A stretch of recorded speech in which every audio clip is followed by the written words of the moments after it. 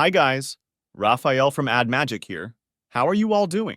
In this video, we will be talking about an important question in employer brand management. How do you measure your employer brand? This is a companion video to our blog post on the subject. If you want to read that, click the link in the description. Now let's get measuring. First off, let's think about why you'd want to measure your employer brand in the first place. Why is it important? Quality and improvement pioneer Dr. H. James Harrington stated that measurement is the first step that leads to control and eventually to improvement. If you can't measure something, you can't understand it.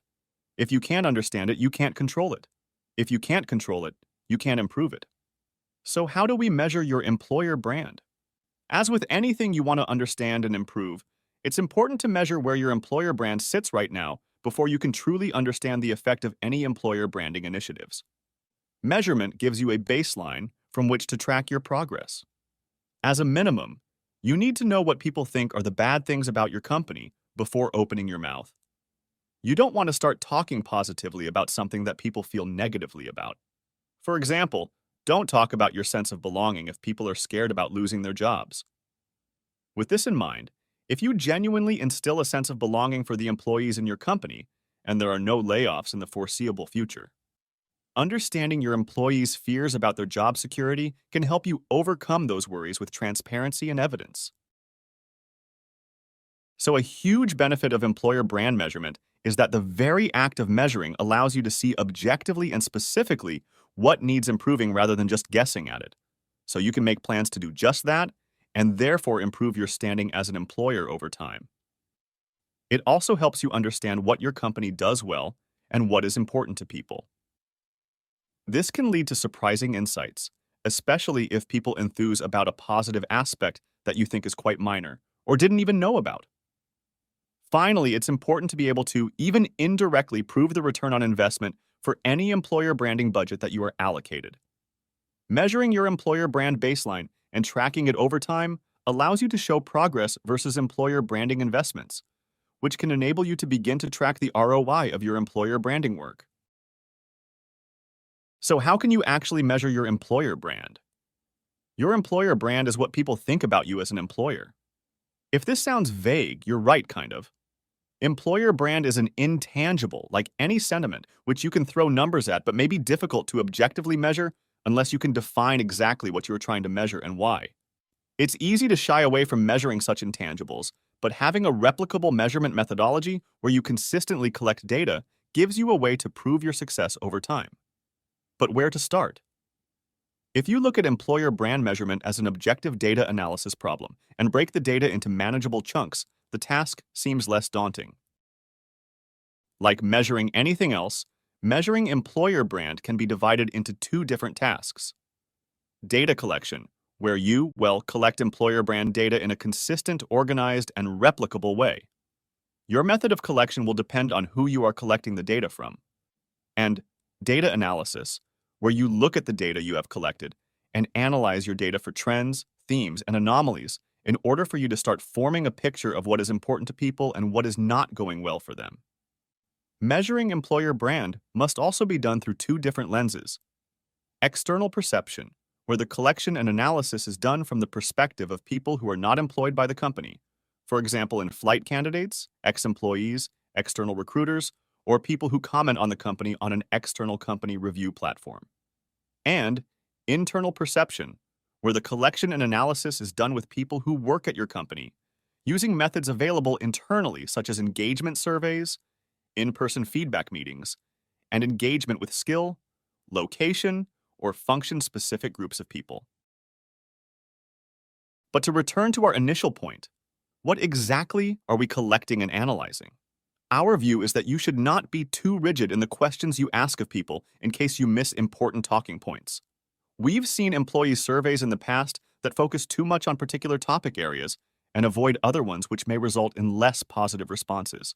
To us, this is the opposite of what we should do as employer branders. Our mission is to uncover both the good and the bad in people's perception of the company because it's only by being open to all feedback that we can get a true sense of your company's employer brand. And this true picture can lead to insights into what to do to improve your employer brand over time. With this in mind, if you are conducting a survey, we think you should only include one question. What do you think about working for the company? And let people write as much as they like. Okay, you might like more structured questions and answers because they are easier to analyze. But the only way you are going to get to the unbiased truth is by posing this single open question. This approach also lends itself to the analysis of what people say on employer review sites and social media. Taking everything unstructured that people say about your company as an employer and then analyzing it can give you very powerful insights. So, how do you handle the analysis of these unstructured statements about your company? We can broadly categorize any conversation about your company as an employer into the following themes: remuneration, what people think about their pay and benefits; career advancement, what development and advancement opportunities employees have; management, how employees are treated by management; job satisfaction, what people think about the work they do and if it's building their resume; working environment, what people think about their working environment, comfort and safety; team and culture, what people feel about their team and their colleagues; company stability, how stable your company is, and will they lose their jobs tomorrow; diversity and inclusion, how the company treats diversity and equal opportunities for people within the company; environment and sustainability, regarding your company's green credentials and their approach to sustainability. You may well find that there are other topics specific to your company that you want to include in the mix. And this is, of course, overlaid with broader themes such as company purpose, values, mission, and other fine words describing what the company is about. Remember that as an employer brander, you need to be aware of what the company says it's going to do and what it is actually doing, and compare that to what people actually think about the company. If in doubt, always go to the source: your employees and people outside of the company who are expressing an opinion about the company as an employer.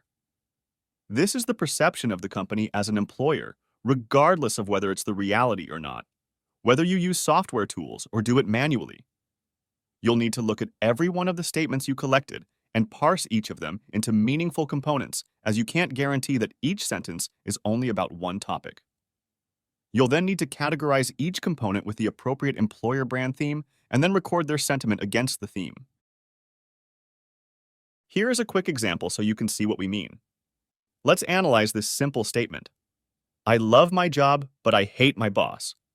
We can parse this into two components: I love my job, which can be categorized in our job satisfaction theme with positive sentiment, and I hate my boss, which can be categorized in our management theme with negative sentiment.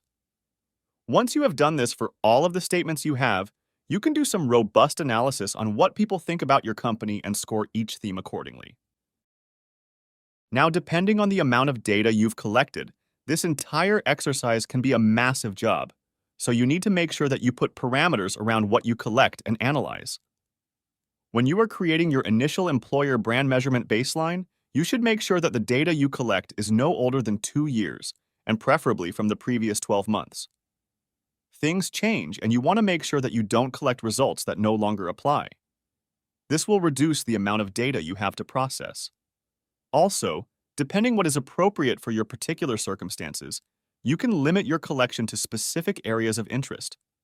Perhaps particular geographies or divisions within a company, if you can determine where statements you collect come from, which, by the way, is not always easy.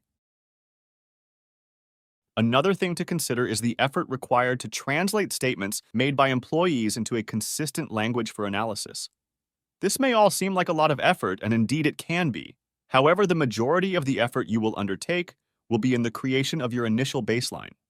Subsequent data collections, and we suggest that they are done annually, will likely be less effort as you will get more used to the collection and analysis, and there will likely be less data to take into account over and above your baseline.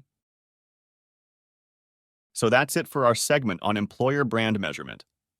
As you can see, there are a lot of variables to take into account, but we believe that if you apply a consistent methodology and an organized approach to data collection and analysis, the measurement of the intangible entity, which is your employer brand, is very much doable. Remember, be organized. Know the scope of what you are measuring. For example, a particular time period or geography. Create a baseline. Repeat the process periodically so you can spot trends. Use the data you collect to support the ROI for your employer brand activities. And overall, don't underestimate the amount of work. Hopefully, you found this overview of employer brand measurement useful. Let us know in the comments what you think, and if you have any particular scenarios which you'd like some feedback on. If you like this video, don't forget to hit like. Happy measuring!